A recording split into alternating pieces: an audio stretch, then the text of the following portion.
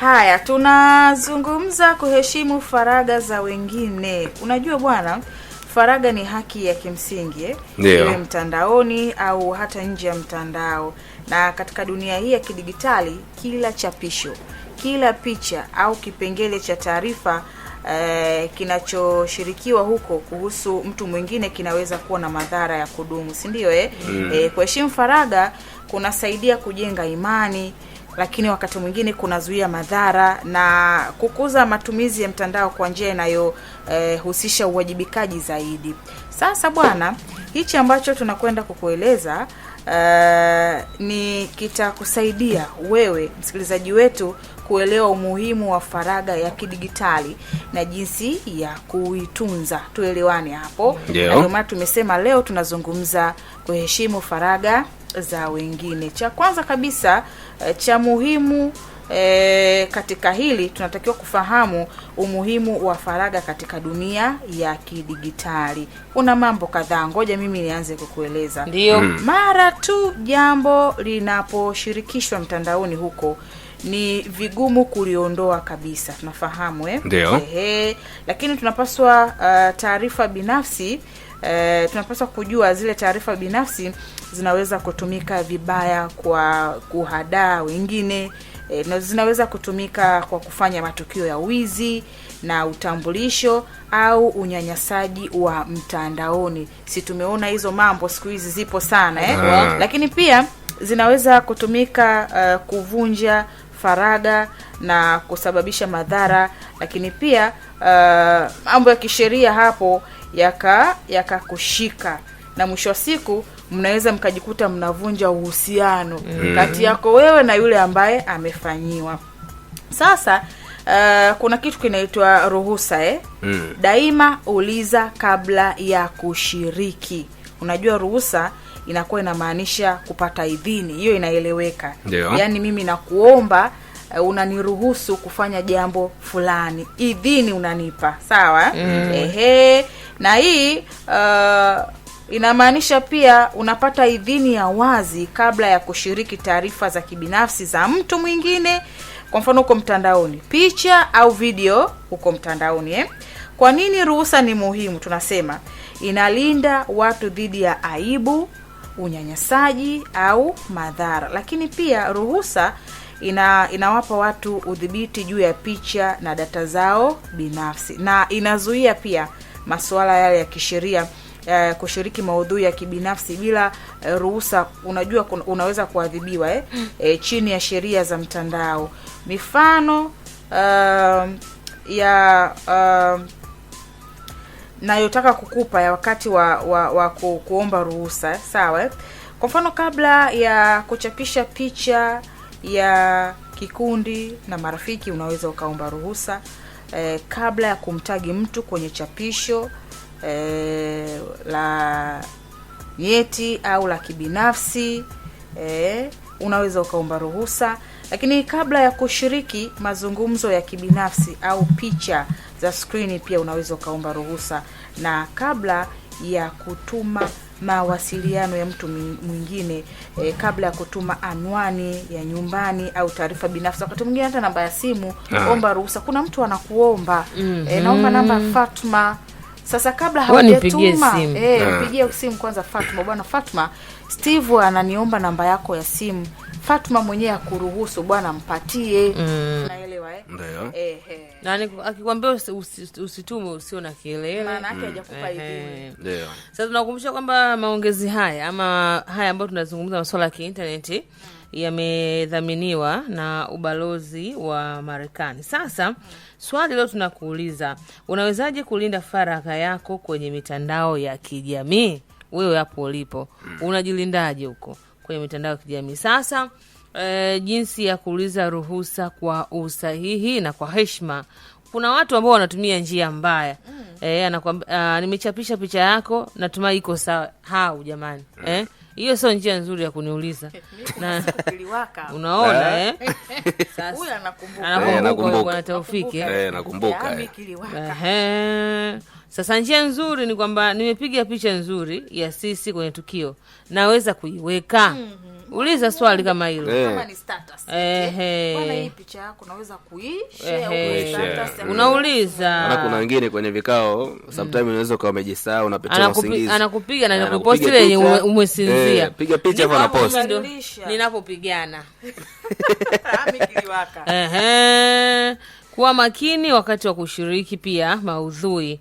Ni kiasi unachopaswa kuepuka kushiriki. Kuna zile taarifa binafsi, Eliza mtaka kuzungumza masuala namba za simu na nini, utambulisho, picha au video ambazo zinajitokeza au zile ambazo ni nyeti, mazungumzo ya kibinafsi au picha za kuscreen bila ruhusa.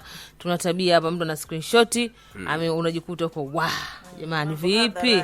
Unajiuliza mimi huyu mbona sijaimpa picha yangu? Mambo yanakuwa namna hiyo. Lakini kuna habari ambazo hazijathibitishwa au za uongo zinazoweza kumdhihaki mtu. Sasa kuna vidokezo vya kushiriki maudhui kwa uwajibikaji. Kwanza, fikiria kabla ya kuchapisha. Je, ungependa mtu kushiriki hili kuhusu wewe? Maana lazima ujiulize maswali kama hayo. Angalia kama maudhui ni ya hadhara au binafsi kabla ya kuposti. Mengine umenikuta zangu nakula miogo huko, umenikuta ukanipiga picha nini? Ili nafaa kwenda hadharani. Mimi kula miogo kwani mimi ni ajabu mpaka uniposti? Hapo sasa. Haitaki huyo. Fungua ukata sehemu za faragha kabla ya kutuma picha za screen. Kuwa makini wakati wa kutuma ujumbe, habari bandia usambaa haraka. Sasa tunakuuliza, unawezaje kulinda faragha yako kwenye mitandao ya kijamii? Unaweza kuona kwamba rafiki anashiriki hadithi ya WhatsApp kuhusu dharura ya familia. Je, unapaswa kuisambaza bila kuuliza? Maswali kama hayo. Bwana. Basi hapana, hiyo itakuwa tu hapana. Hiyo ni hali nini? Binafsi, na wanaweza kutotaka taarifa hiyo ipandishwe umma waione. Lakini pia kutunza heshima ya kidigitali, kuwa mkarimu na heshimu wengine mtandaoni kama ilivyo katika maisha halisi. Kuwa na adabu na kujali mitandao. Uwe na adabu na kujali mtandaoni ni muhimu sana. Okay. Tunaendelea kukumbusha kwamba sheria za msingi za kidigitali pia za adabu zile. Heshimu maoni ya watu bila kuwadhalilisha au kuwashambulia, lakini unapaswa kutumia lugha ya heshima na epuka maoni ya jazba. Usio na paniki huko. Usifunue makosa au dhaifu wa mtu mtandaoni. Yashughulikie kwa faragha ikiwa ni lazima, lakini pia unatakiwa uripoti unyanyasaji mtandaoni badala ya kuhusika nayo. Na kuna mambo ya msingi hapa kuepuka makosa haya ya kawaida kwenye mitandao kule. Kuweka picha za watu kwenye machapisho yasiyofaa au yasiyozingatia. Kuna habari nyingine, kuchapisha picha za watoto bila ruhusa ya wazazi. Wewe kwa sababu mpwao unachukua unapiga tu pa. Niulize mama kwanza, upwa ndo nini? Jamani. Kuweka matatizo ya kibinafsi ya mtu kwa umma badala ya kusaidia kwa faragha. Mtu anakuta mgonjwa huko, amempiga picha ndugu yangu, baba wa mtu fulani au mama wa mtu fulani au unashangaa unaikuta picha iko mtandaoni. Huyu kumbe anakuja kumwangalia mgonjwa na kumpiga picha, unampiga saa ngapi? Mambo kama haya mnaanza ugomvi. Kwa hivyo pia unaona chapisho kuhusu mtu alikuwa na tukio la aibu hadharani, unapaswa kufanya content hiyo? Hapana. Hauwezi kufanya content kitu kama hicho.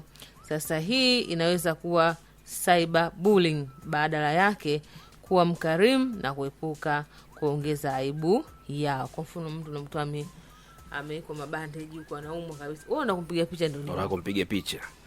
Utafutia content kama hivyo.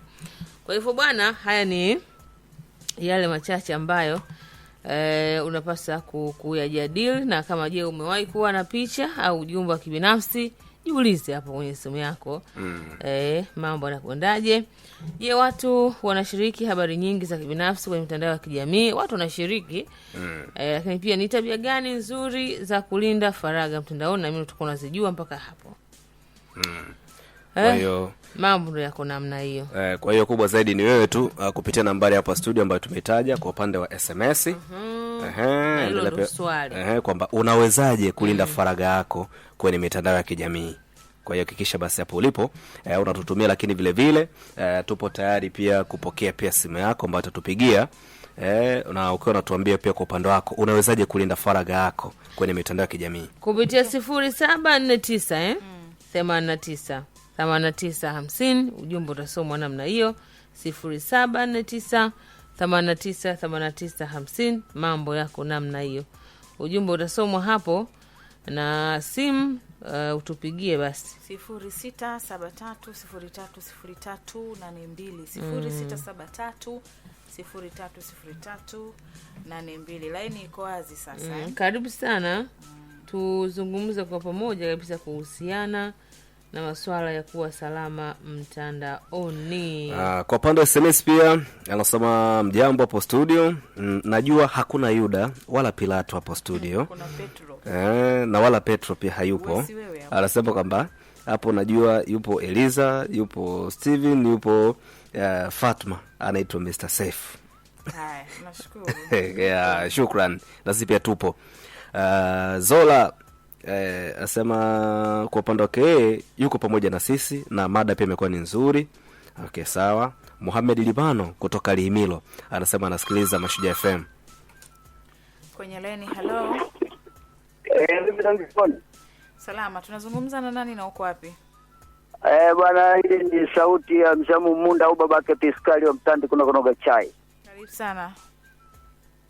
Bwana, mimi nasema mambo ya mitandao bwana, haya yanatakiwa watu wapate elimu sana, kwa sababu welo wengi wanachukulia mambo ya mitandao kama sifa au kama moja ya kujitutumua.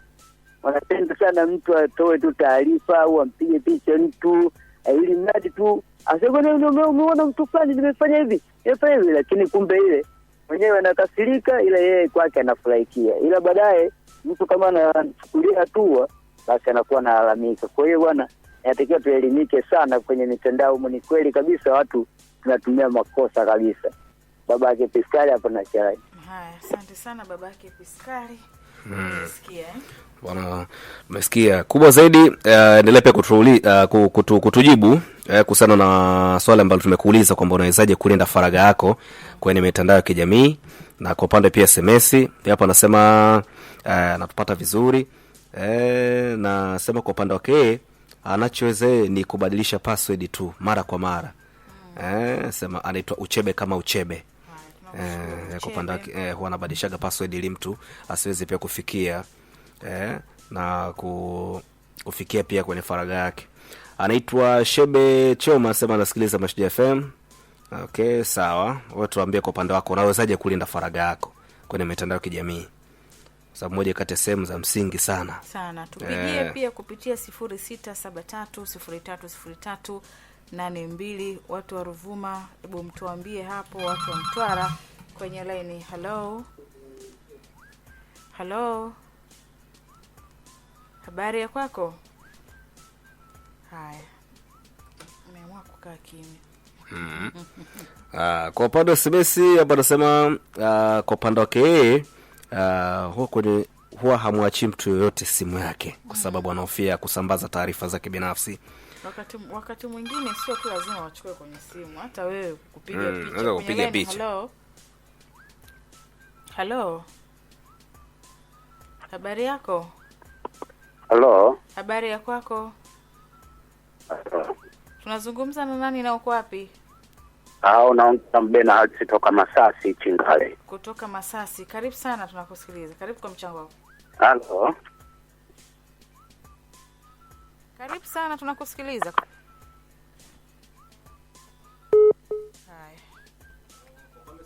Bwana, tunapata vizuri, ila watu wengi huwa wanatumia pia simu vibaya. Sema wanatumia simu zetu vibaya. Utakuta mwingine anachukua, anakopa alafu baadaye mitandaoni huko unaanza kupostiwa wewe. Okay. Kwenye line hapa ni Mashujaa FM, sauti ya nani? Hello kwenye line. Habari ya kwako? Habari yako? Haya. Nimepotea huyo. Nafasi bado unayo 0673030382. Tupigie simu hapa na tunauliza hapa. Tunakuuliza bwana, unawezaje kulinda faragha yako kwenye mitandao ya kijamii? Kwa hiyo ni vyema pia kututumia SMS, lakini vile vile unaweza kutupigia pia simu. Mwalimu Salum kutoka Majengo na Nyamba anasema kikubwa faragha inalindwa na mtu mwenyewe. Okay. Sema tatizo watu wengi, yani sema watu wale kwa wengi huwa sema kwamba hutumia mitandao ya kijamii kama sifa, yani za kutaka wajulikane tu. Haya, halo. Halo. Habari yako? Mambo ya kimtandao. Ni Mbena Halisi toka Masasi Chingale. Karibu sana, umerudi tena. Karibu sana Mbena. Niseme tu kwamba mada nimeielewa, lakini mambo ya kimtandao yanavunjisha heshima kweli kwa wazazi. Ndio. Unakuta mitandaoni inaonekana picha ya mwanao ameposti mwanaume, kumbe wapo kwenye maisha ya ndoa. Ukijaribu kufuatilia mwanaume hasemi, hatoi taarifa, lakini inajulikana kumbe wameshaposana. Ni jambo la aibu sana. Mimi niseme tu kwamba kwa mambo ya mitandao wajaribu kuangalia taratibu zinazofanyika na kuonyesha adabu kwenye mitandao, sio kumposti binti kumbe anaishi na mwanaume bila ridhaa ya wazazi. Haya, tunakushukuru sana. Ndio maana tunasema tunajifunza leo kuheshimu faragha za wengine. Kwa tuambie pia unawezaje kulinda faragha yako kwenye mitandao ya kijamii? Mambo haya kabla hujafikia wewe mwenyewe unajilindaje? Habari ya kwako? Habari ya kwako? Haya. Kwa upande wa SMS hapo nasema anatupata vizuri, ila kubwa zaidi watu wengi huwa wanatakaga sana umaarufu kwenye mitandao, na ndio maana huwa wanajiamulia tu vitu. Wanajiamulia mambo. Sasa wazee kujiamulia. Unaweza ukajikuta unaingia kwenye mikono ya sheria. Habari yako? Salama kabisa. Kwanza unazungumza na Omar Mpalile kutoka Manispaa mkoani Lindi, mtaa Mangomboli, waliokuwa wengi Tanzania mzima wanapenda kuniita bingwa. Omar Mpalile hapa. Kiukweli bwana, vitu kama hivi vinapanga vinajitokeza kabisa, maana kuna wengine wanapenda sifa kabisa kwamba labda unaweza ukajilinda vitu. Kwanza jambo la kwanza unaweza ukaweka labda katika vitu faragha, unaweza ukaweka password kwa ajili kila mmoja asiwe nini anaviangalia, kwa ajili vitu wengine wanapenda sifa nitakaonekane. Umeona, kwa maana vitu kama hivi na kwa ila kikubwa tu naombea kwamba wasio wanafanya hivyo bwana. Siri tu. Mimi naitwa Omar Mpalile na tia line. Nisalimia dada yangu Steve Thomas hapo studio. Dada yake nani? Mimi mpaka nimesikia vibaya. Malizaje? Bwana Omar. Haya bwana. Kwa upande tunakusamehe. Kwa upande wa CBS pia anasema anaitwa Mama Nash au Mrs. Sega kutoka Matekwe. Sema kwa upande wake simu yake huwa anaitumia vizuri na save vinginevyo. Haya, kwenye line hapa ni Mashujaa FM, tunazungumza na nani? Unazungumza na Muhibu Rashid. Muhibu? Unazungumza na Muhibu Rashid kunna. Kutoka? Natoka Rihimilo. Karibu sana. Asante. Mimi nawapongeza kwa kipindi chenu. Kwa kikubwa mimi hapa nasikiliza Mashujaa FM. Nawatakia kazi njema. Asante sana. Tunakutakia nawe pia majukumu mema. Hamis Chielo nasema ni mtoto wa mjukuu. Sema kutoka Nandambi kwa wajanja. Nasema yani hapo kakaangu kwa swala la kulinda faragha kwa kuweka email tu ndio jambo muhimu. Haya, karibu sana hapa FM. Habari yako? Habari hapo sio? Salama, tunazungumza na nani wewe? Hapo unaongea na Hamisi Mkiasi, napiga simu kutoka pande za Mpembe. Karibu sana Mpembe hapo. Yaani kwa wewe wangu mimi kuhusu kwamba kujilinda, yani kwamba siri yako katika mambo ya mtandao, naona kusema unaweza kuchukulia kwamba ukopo na ile mwako unaweza kuangalia kwamba kuna mambo ambayo ya siri. Kwa hiyo nachoona mimi kikubwa sasa kwa kujilinda ni kwamba hata ukaona maifu wako, yani usipe sana kuweza kumuonesha zile vitu ambayo unajua kwamba vitu hivi ambayo si vizuri, kwamba hata kiviona la kivichua akapesha katika simu yake itakuwa mimi nimefanyaje, imeibika. Kwa hiyo kikubwa hiki kwamba mimi hapa kwa katika jamii zetu tuweze kujilinda sana ile siri hizo iwe kwa siri yako. Ndio kujua kwamba faili hili hapa kuna kitu ambacho nimekiweka yani baya sana, si vizuri kuona kwa watu wengineo, kwamba kivichukua kivileta hadharani tukwa kuna mambo fulani yameharibika. Kwa hiyo naomba kwamba tuweze kwangu mimi hapa nakuwa nafaje najizuia ile tuweze kumuonesha mtu ile faili ile. Yaani kwa sababu hata kama iko pale nasema faili na nilia hapa hakuna kitu hapa natembea tunaenda sehemu nyingine. Kwa hiyo kikubwa nachozingatia mimi kwamba uweze mtu kwamba hapo kuna vitu vibaya si vizuri, basi usijitahidi hata ukaona mtu wako karibu zaidi usimpe. Haya, asante kwa mchango wako, na tunawashukuru wote ambao wametueleza namna ambavyo wao wanaweza pia kujilinda wako na faragha kwenye mitandao ya kijamii. Kwa hakika tukifuata yale ambayo tumekuwa tukiyazungumza hapa kwa pamoja, basi tunaamini tutakuwa salama huko mtandaoni. Leo tulikuwa tunazungumza kuheshimu faragha za wengine, kuheshimu faragha za wengine. Tunaamini umepata kitu hapa. Bila shaka umeondoka na kitu na kuna kujifunza pia kabisa. Kwa hiyo kubwa zaidi ni wewe tu kuendelea pia kulinda faragha yako kwenye mitandao ili mambo siwe mengi kwa mitandaoni. Hakika.